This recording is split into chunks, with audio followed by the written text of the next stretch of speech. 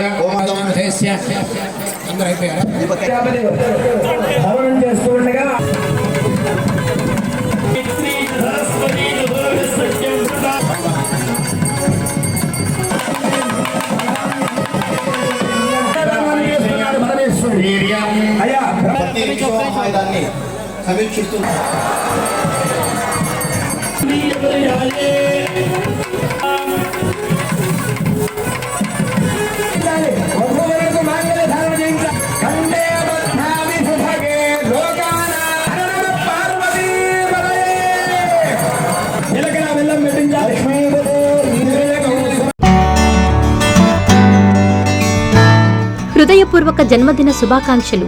గౌరవనీయులు శ్రీ వేమిరెడ్డి విజయభాస్కర్ రెడ్డి గారికి హృదయపూర్వక జన్మదిన శుభాకాంక్షలు. మీకు ఆ దేవదేవులు ఆశీస్సులు మెండుగా ఉండాలని, నిండు నూరేళ్లు ఆయురారోగ్యాలతో జీవించాలని మనసారా కోరుకుంటూ మీ లెక్కల వెంకట్రెడ్డి, చైర్మన్ మరియు ధర్మకర్తల మండలి, శ్రీ తల్పగిరి రంగనాథస్వామి ఆలయం, నెల్లూరు.